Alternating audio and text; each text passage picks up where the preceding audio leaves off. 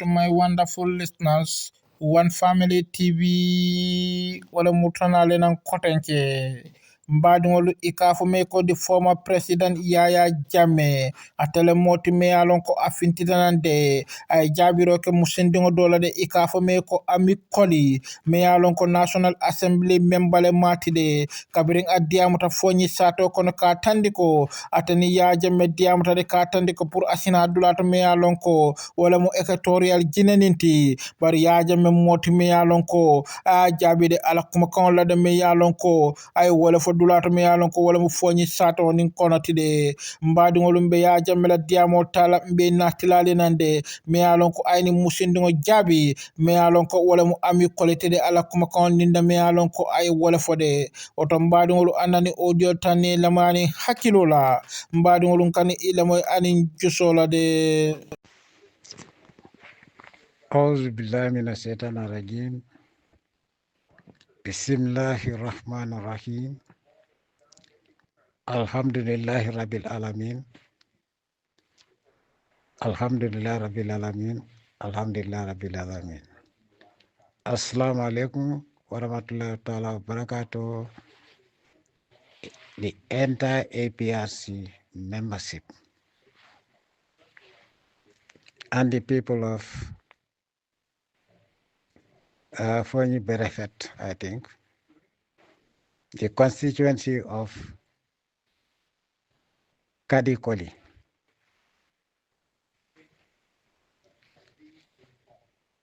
former Honorable Colley. I've heard all what she said. Somebody sent me the audio. Contrary to what she is claiming, that I was happy. I was pleased when she told me that she was going to Adama Barrow.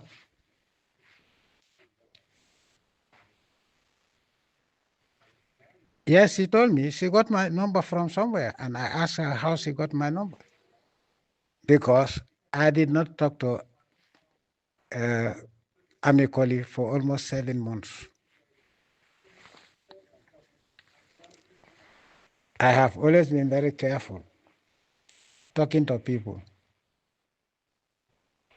And there was nobody that wanted to talk to me without me referring that person to the people that I trust, and go there, and the person would sit with him or her. The person will send me an audio, and I will respond through audio to the telephone of the guy whom I trust to be a witness. She claimed that she talked to me more than any member of the executive. That's a lie. It's not true. Since she became MP, I spoke to her through somebody. She went to people, and those people called me with their telephone because I didn't want her to have my number.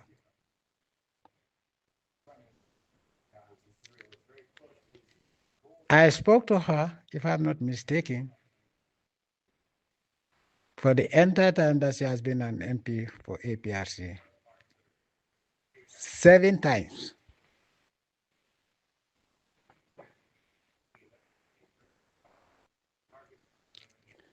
7 times. The first time, she went to Adama Bojang of Ajamat, whom then I designated as my mother, because she told me that my mother was her sister, treated her well. I didn't know Adama Bojang before. So when I started talking to Adama Bojang, then one day Adama Bojang told me that one Amie Colley, I said, who is Amie Colley? He said, you're not a member of the National Assembly. I said, what is it about? She told me that Adama Barrow has been sending people to her. She wants to meet her alone. She has to go and meet her at the State House. So, if I'm not mistaken,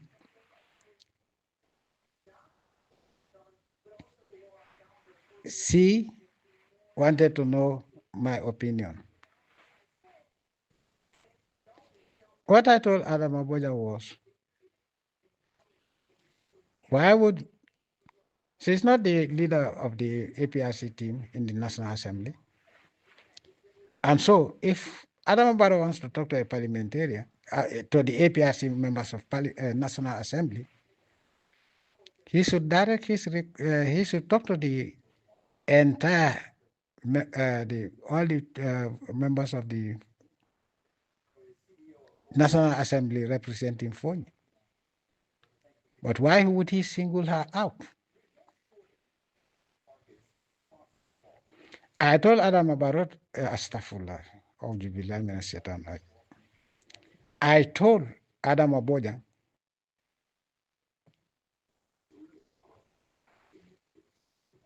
to make sure that, to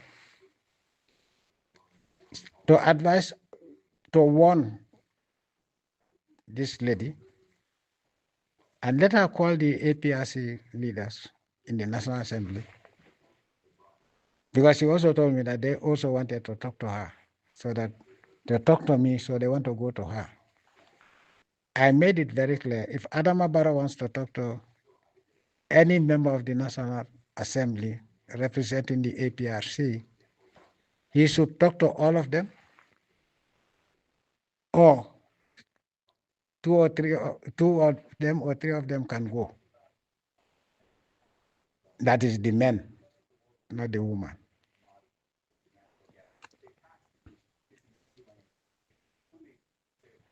And I told her on no account should she allow Adama, Kadi, whatever, Amie Colley, to go alone to the State House without anybody knowing where she's going.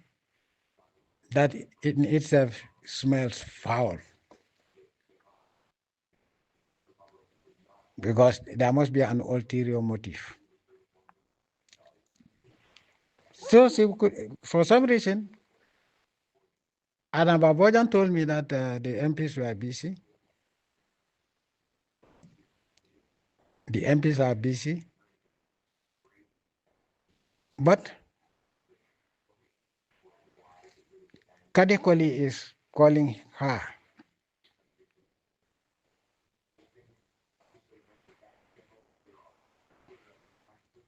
I told Adam Babojan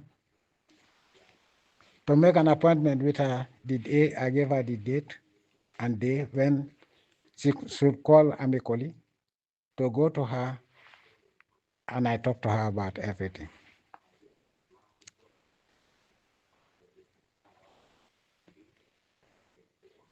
That day she didn't turn up.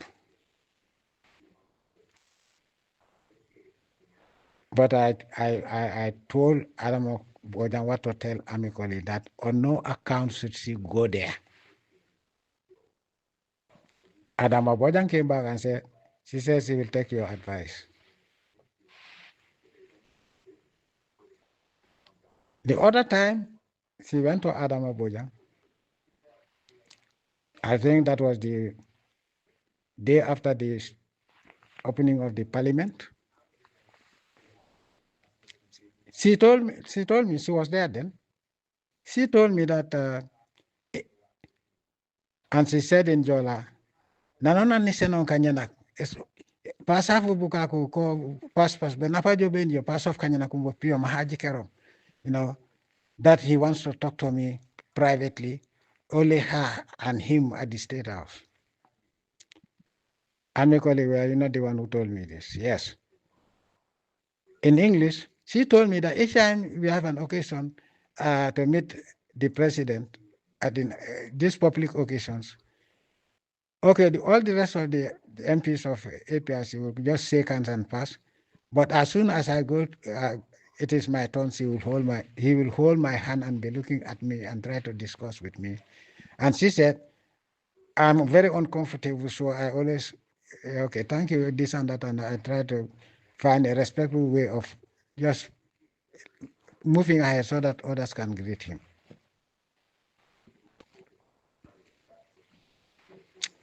It was then that I told her,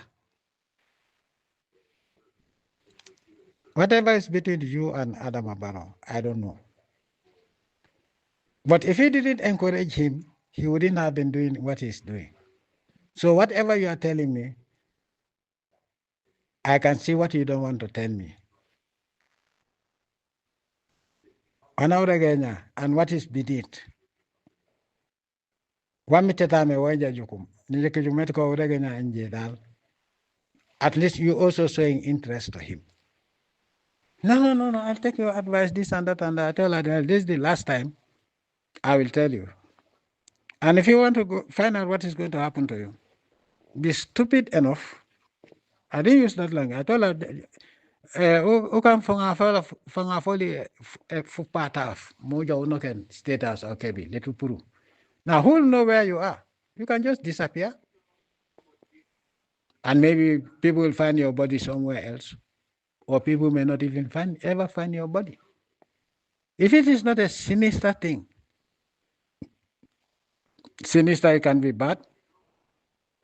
It can mean you going to sleep with him. That's what I told her. No, I'll never do that. This and I say, okay, no, listen to me. Adam Aboja was sitting. It was Adam Aboja's telephone. Because I don't want to call her and she gets my telephone. So if she's saying that she has been talking to me for a long time. But this particular day, I told Adam Aboja, tell her in the presence of Adam Aboja, go there without anybody knowing. They come and pick you up and take you to the state house. Nobody would know about it. And if you do that, you'll end up dead. And I told Adam Aboja, let me tell you one thing. This guy is full of sacrificing people. At that time, just before that, somebody was killed in a human sacrifice that I know. I told Adam Aboja, this man is looking for a Jola man whose surname is Colley, a Jola man or woman. Now that maybe he was told by the Marab that it should be a woman, and that is why he's so fascinated, so obsessed with getting this lady at any cost. I told Adam Aboja, you are my witness. And if Adam Aboja doesn't come out and narrate what I'm saying, tell the people what has happened, I'll release an audio for Adam Aboja herself. She will regret it for the rest of her life. What happened? I told her, you will know. I won't tell you what's going to happen, but you'll see. I think a Marabu told them to sacrifice a Jola woman. In the absence of a Jola woman, then they can take a Jola man, but the surname should be Colley. Why Colley, I don't know. I know what Adam Obara is doing, what they have been doing, and they are doing still the same thing. That will not save them anyway. You work with the devil, Allah will never back you. The country is suffering. Exactly 3 days later, they sent me a video. A photograph of somebody who has died at the State House. And his surname is Colley. I called Adam Abojan. I told her, Boni Regi. Now how can I send her the video and the audio? And started crying. Whether crocodile tears, I don't know. But she cried. Telling me, hey, and do not like more. I told her, whatever I tell you, that is the way it is. Now, if she wants to go to Adama Barrow on her own, I don't care. You are my witness. When I advise somebody not to do something, and you do it, whatever you see is your own problem.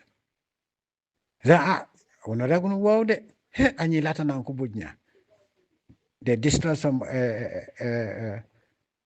somebody's son's life. I told her, it is not possible. I was at State House for 22 years.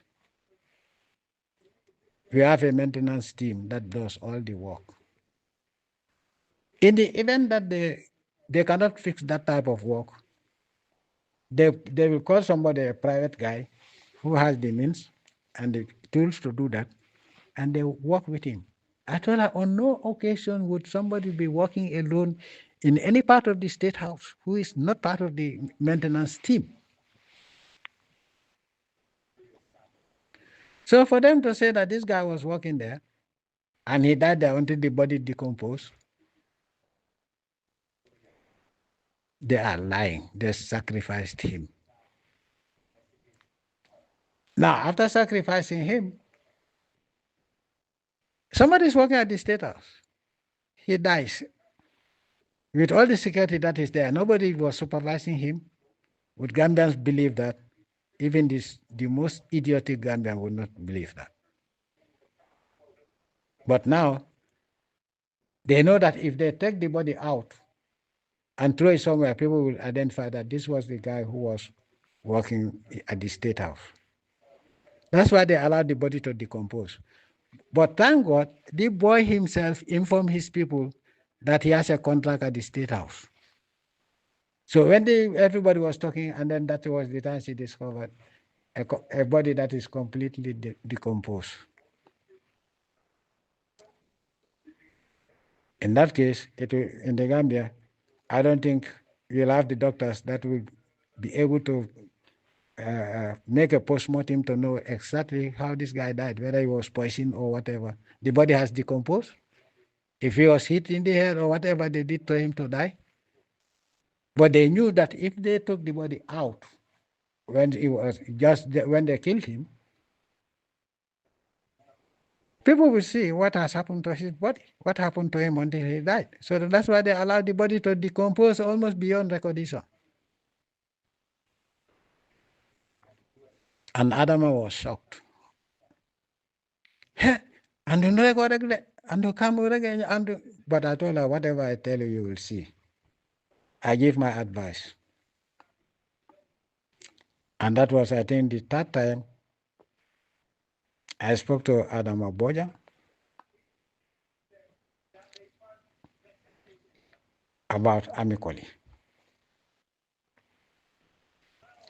Unfortunately, she says she wouldn't. Each time she talks to the rest of the National Assembly to come there, they told her that they were very busy. And I think around that time, they were very busy.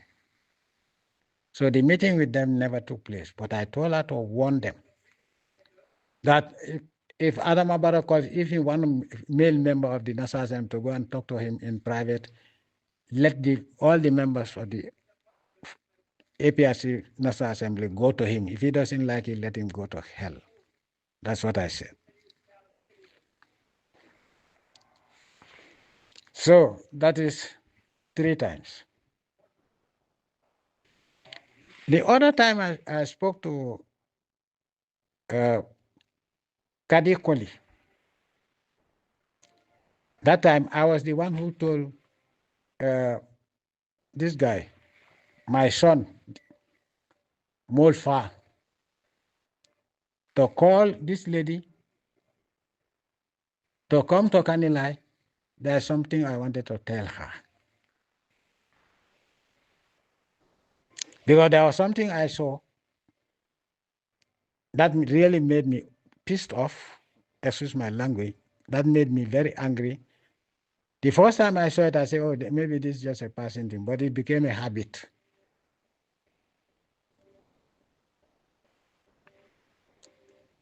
Okay. She had been complaining to Molfal. One, that everybody is trying to fight her.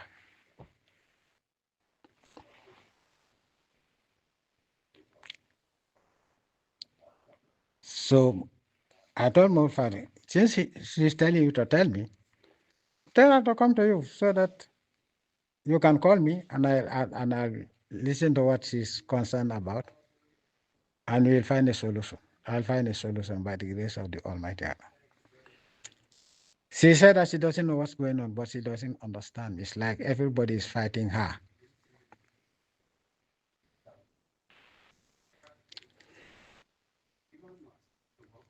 Okay? And she said she was going to spend the night in Canelai. First, I told Morfa when she's coming to Canelai, let her come with her husband. Because I will not, what she's asking for, I will not discuss with her without the presence of her husband. But she went alone. I explained to her what needs to be done. Okay? She said, okay, she would need my intervention to protect her.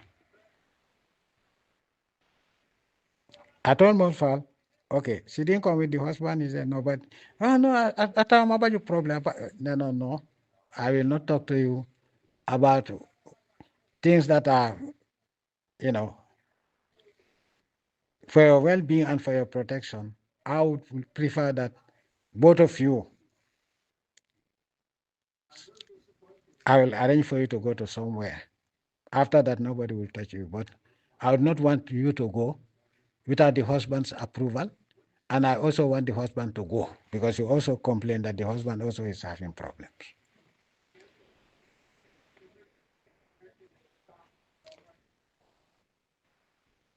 Then the husband also made an audio after that because Mozart said he explained to the husband everything. And the husband was very happy. And they were, anytime I'm ready, let me inform him. Let me inform Molfa. Molfa would inform them. I made it very clear. Now, it's for him, the husband, to say, I agree, or I don't agree. So let it be very clear. And he has to tell me whether he will go with her. Now, if he decides he goes alone, she cannot go there alone. Somebody has to show them the way. After that, it was silence. I didn't I didn't hear anything from them because they were supposed to say yes, and then I have to make an appointment for them. Yes.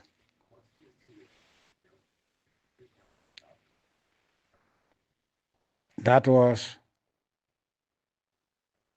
Then she said she wanted to talk to me. My son told me, that's the alcalde of Canelai. Annually, Nana Mambeka Sankeni Wafde. I said, okay, no problem. Let her come there.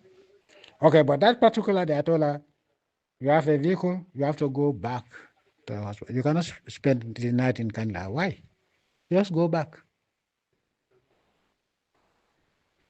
You cannot spend the night in. You can go. Your place is not far away. But to spend the night in Canelai, you came alone. I will not want that. That is not going to happen. Then she knew I was serious, and after I said, okay, man, okay, I'll have to go back to Canelai, and I have to go back home. Okay.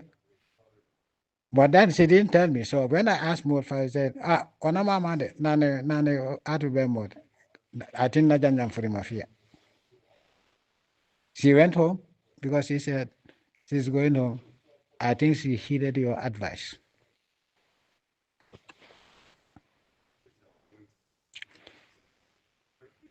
The last thing at Canelai, my last talking to her,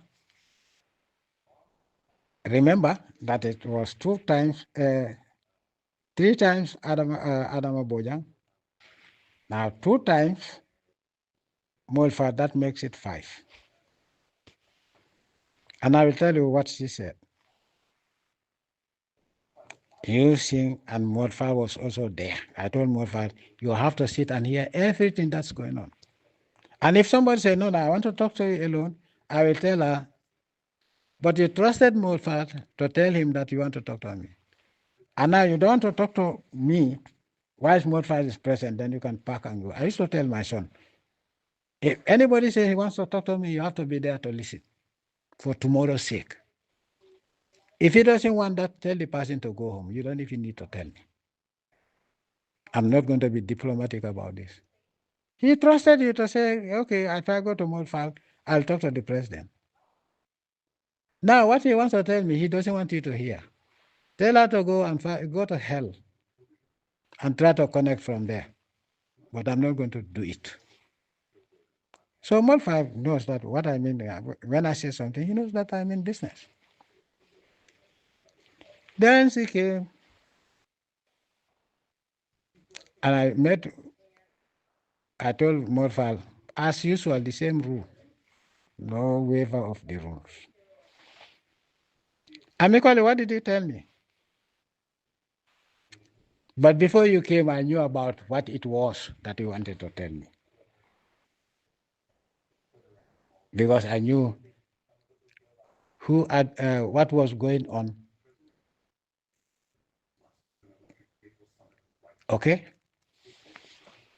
Before, you didn't know that I was aware of all what is going on.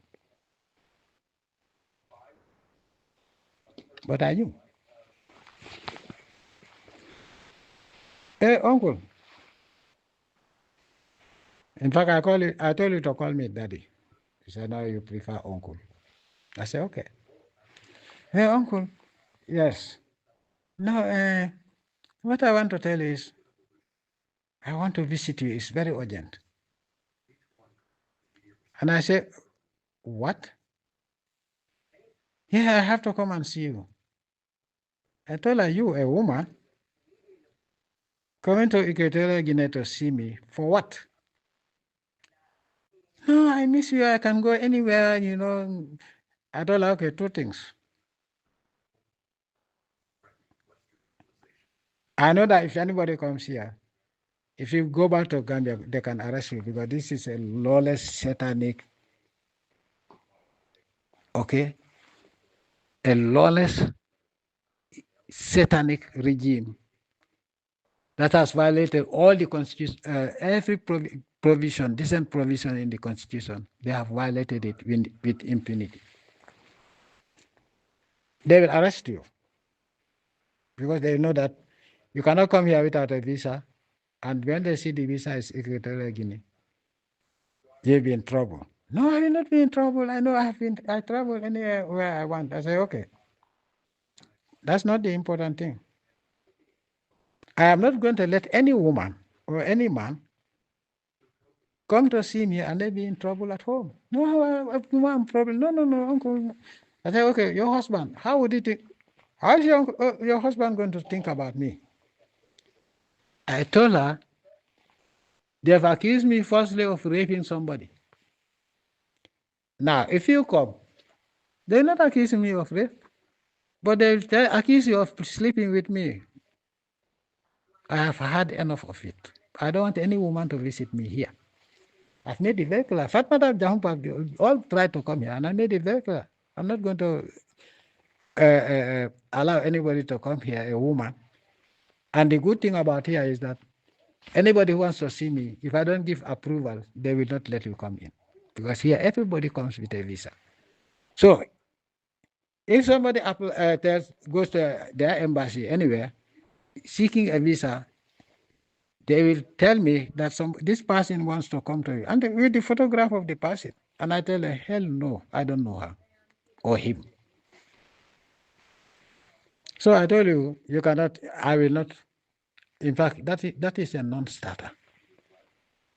Uncle, I just want to see you. I miss you. I say, you miss me. You've never seen me before. Okay, I will say I'm wrong to say you've never seen me before. Because when I was a president, you have seen me, but I don't know who you are. No matter how docile your husband is, he can let you go wherever you want. But I will not let you come to me and see me. And I told you, why you want to see me? We are not talking about it, but I know. Hey, uncle, how do you know?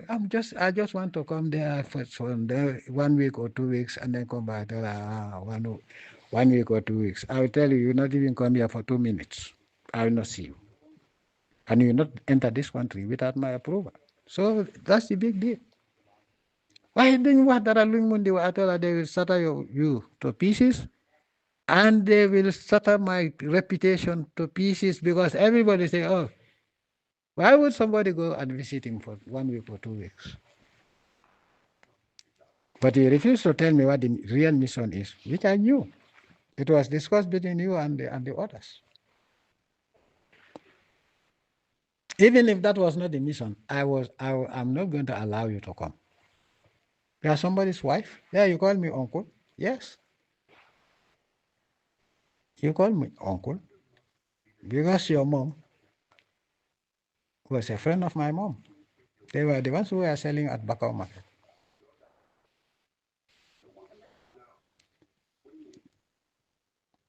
Okay, so that is 5. He said, I talk to you more than anybody else, just to prove to the people that you are not telling the truth. That was 5 times. That was the 5th time. So I told him, no, I'm not going to do that. Did you talk to me again? I didn't talk to you because I have nothing to talk to you about, because I know what your mission is. It's a very evil mission. And if it is not evil,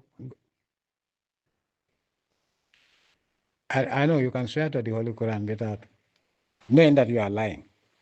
But the bottom line is, that was the last time I told you, hell no, and I made it very clear to Molfal. She is not going to come to me. So let her not even raise the issue. Let her not even remind you about, she wants to come, she has been going to China, whatever. I said, this is not China. I am not also Xi Jinping of China. I don't want to see her here. And if she applies, or she comes to the airport, I'm going to tell her to send her back. Because they will come and find, somebody here wants to see you. I'll tell them, I don't want to see her. Yes. So that is the 5th time. The 6th time, after 7 months, you called me on my number. And I couldn't know who it was because you are not part of the list of, you have never spoken to you directly. So how in the hell did you get my number? You laughed. Why, uncle, I got it. I said, who gave you the number? Can you deny that?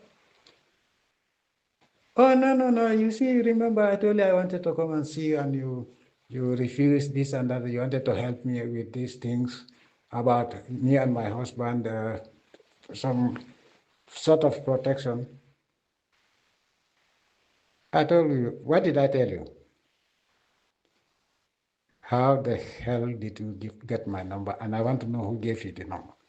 But if you don't tell me, I will know who gave you the number. It was at Marakisa. I know the guy who gave you the number. And I told her, I think you know me better than that. I don't need to call the name, but you know who it is. And how he gave it to you, I will tell you. Hey, I told her how she got the number, how the person gave her the number. Hey, uncle, how do you know that? I said, ask Matar.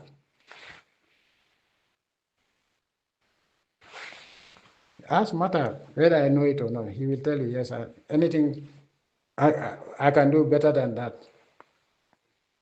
I know who gave you the number. Because it was a conference call for the meeting, and the person who connected me gave you the number. But to throw her off, I told her, but I gave you the number. She said, hey, uncle, you want to know who it is? I told her, yes, I know exactly who it is. But what is your problem? You know, it's a long time. I miss you. Since then, we didn't talk for a very long time. I tell her, okay, 7 months. So why now you want to talk to me again? Because after your attempt to visit me, and I said no, you never talk to me again. Through you didn't. My son, Alcalo, never told me that your daughter or whatever, your niece wants to talk to you. So now what is it? Oh, uncle, no, I miss you and I need to talk to you. I want to hear from you, whatever. Say, oh, you miss me and you want to talk to me, I want to hear. Okay, tell me what you want to hear from me. And be quick because I'm going to pray. You had the Adam? She said yes. I said, okay, you have 3 minutes because I have to pray. I don't want to miss the prayer time. No, okay, I'm just greeting you. I said, okay, thank you. Then you continue to talk for about 15 minutes. I don't hang up the telephone on anybody. But then I know it is going to cut off. When your credit is finished, I'm not going to call you. Then the credit was finished. I went to pray. That was it for me. But you waited, I think, a week later. Then you call again. And the first thing I ask you, what is going on? Why, we have to compromise with these people. I say, which people? Tombonjata and others. I say, I told you, you are a member of the executive. The executive knows exactly what my conditions are. Go back to the executive and you people discuss that. You are a member of the executive, you are a National Assembly member. Did they discuss that with you, the other members of the National Assembly? No. Say, so why do you think you come and talk to me when you are not the leader of the APRC team in the National Assembly? Anyway, what I will tell you is, hell no. No, it's uncle. When everything has to be discussion. I told her, I'm not telling you to discuss with anybody. You go to the National Assembly, the chairman knows my instructions. And I stand by what I said. We are worried about you, this and that. I say, who asked you to worry about me? You're coming, I told her, my coming has nothing to do with any damn human being. I told you this. No, okay, I will tell you. I say, okay. I want to go to, NPP has been, Adam Abaro has been insisting, and I think that I want to help my constituency. You want to help your constituency? So you're going there for money? What did he tell me? No, I have so many projects, and Adam Abaro has been doing a lot for other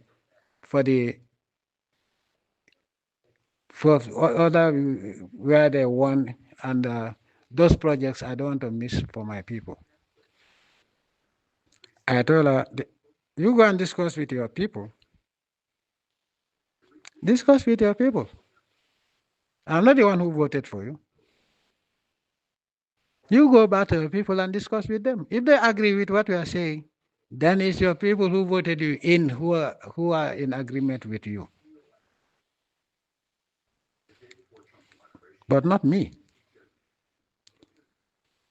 She told me no, because I think working with Adam Abaro, I will succeed in getting you back. I told her, who the hell are you to succeed getting me back? You think I'm afraid of Adam Abaro? My coming depends on the Almighty Allah, and the Almighty Allah alone, no other human being. I told her, you think I'm afraid of coming? I'm just waiting for the right time. So don't tell me, no, but people are getting discouraged, this and that. I said, yes. Ungrateful people are getting discouraged. People who don't believe in God. But let me tell you one thing. Not you, not anybody. Not Adam Abaro can prevent me from coming to the Gambia, my country, my motherland. And no other foreign power can stop me. So I told you, there's a reason I left. I knew I was going to leave before. If intelligent people who have been listening to me knew that one day I have to leave. But I'll come back. When you people now realize, I told people, I told maybe you have not been listening to my speeches in my talk. When I made it very clear, the only time you Gambians know who I am is when I leave the country. And so many people remember that from the way people are talking. I hear it. Then what did he tell me? Anyway, uncle, I have decided to I'm going to Adamabaro. So I decided to come and tell you. I told her, you're going to do that? He said, yes. What did I warn you? Don't ever mention my name to Adamabaro. Otherwise, when I come, you will regret it. And also, let me make it very clear. As from now, I have nothing to do with you. Let it be clear. I said, I will not insult you. The other guy, when he went, I knew you were going.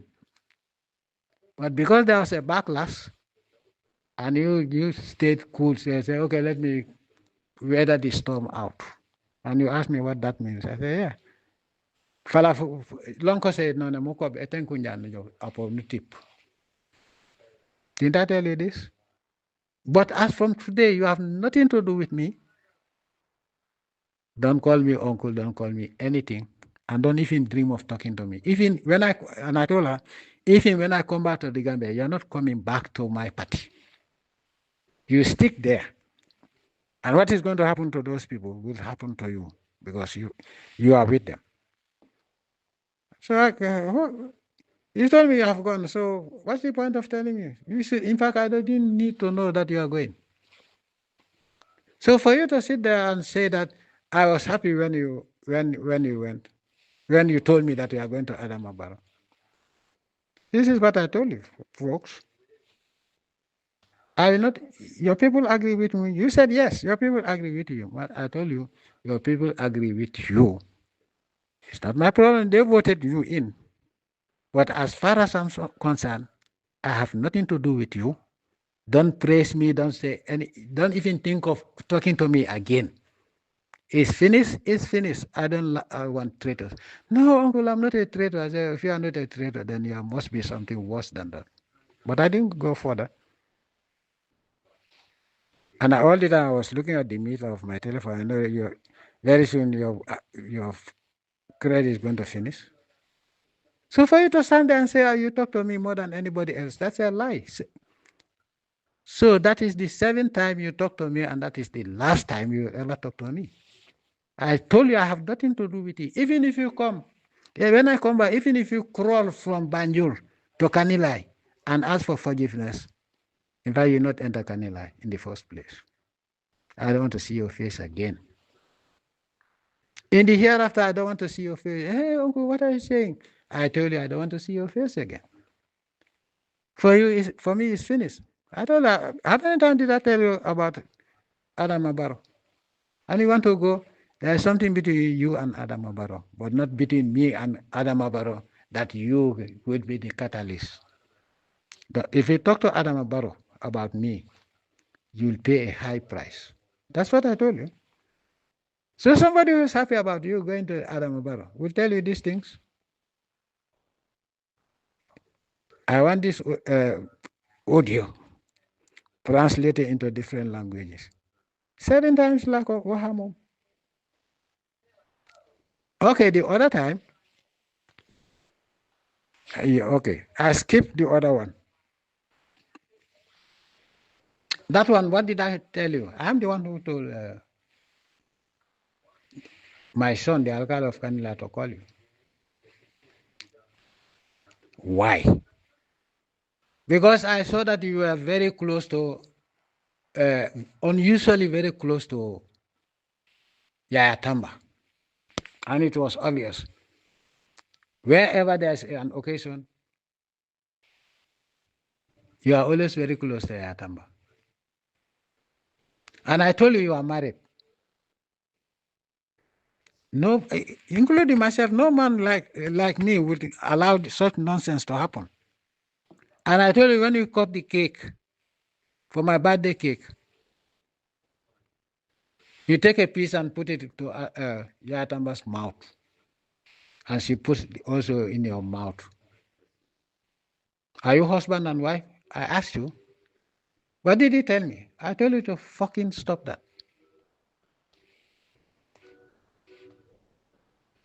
But I knew it was not. You are not going to do it. What was between you and Yahya Tamba? To the extent that when Habib Seka went to Sintet, when he came from Baitullah, he went to Sintet.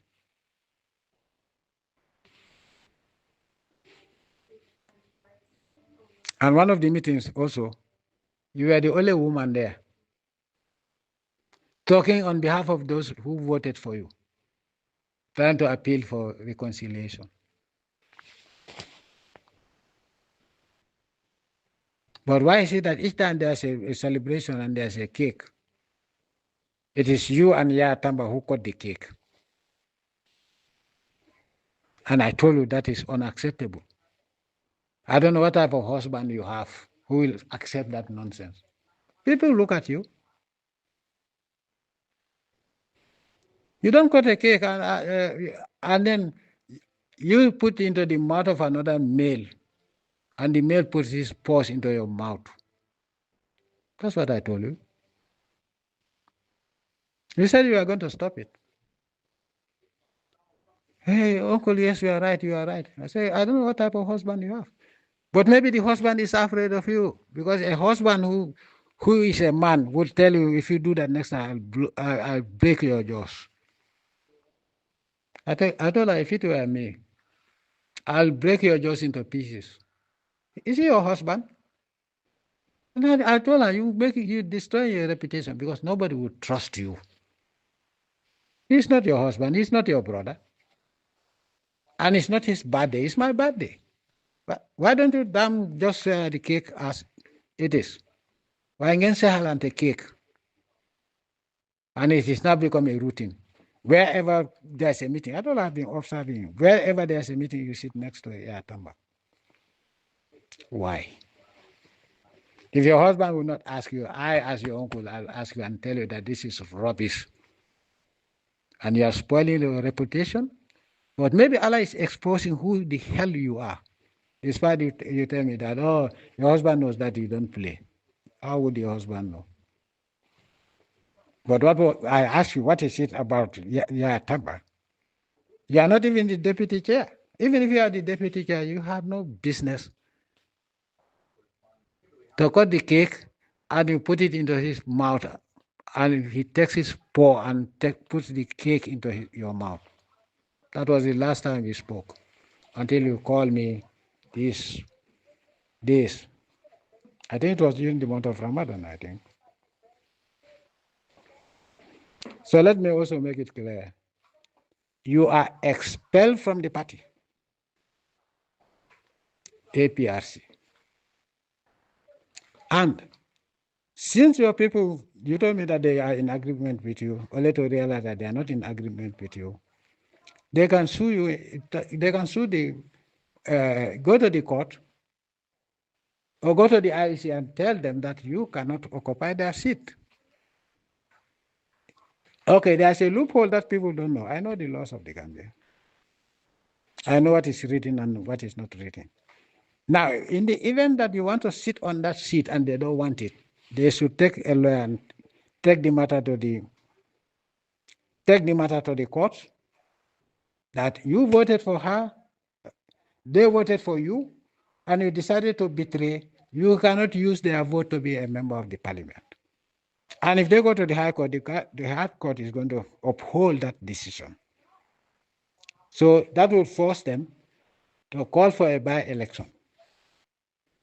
Because they told me that during those days, if you leave, the IC would call a by-election. They told me that that clause has been removed from there. I told somebody, look at the clause. If did they put a provision to say that once that is done, it's a done deal. Nobody can challenge the seat because people elected you. So if they are in disagreement with a traitor like you, I realize that there's no such clause that prevents somebody from taking the matter to court to retain their seat. You go find a seat in the NPP. You cannot even be a member of the parliament as long as you are not elected. Period. So it's up to your people. Now that they don't agree with you, and say I was happy. You spoke to me 7 times. I think I've elaborated everything. So I want this audio to be played for all the members of the APRC and non-members of the APRC to know that your claim, what you claim, yes, you spoke. But 7 times, you want to tell me that you talk to me more than anybody else. What impression are you giving? I don't forget things. I have my brain intact. My memory is intact. Now, if there was another day we spoke, you and me directly, tell me. And you can swear to the Holy Quran. It's not true. I've never. The only time the last 2 times you called, when you called me, if I wanted to talk to you, I would have called you back. But I waited for your credit. I saw your credit going to run out soon. I was patient with you, and then it ran out. I never called you again. And then you called me later, about maybe 2 weeks, or I can't remember. Yeah. I want to thank everybody, every Gambian. Every Gambian. Enemy or foe, I love all of you.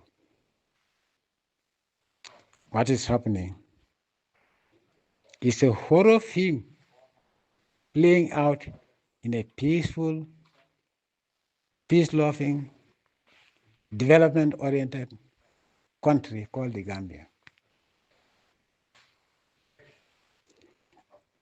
The crime that is taking place in the Gambia is worse than in Mexico or Colombia.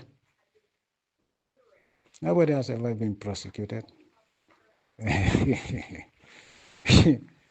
You Gambians also were complaining about my checkpoints.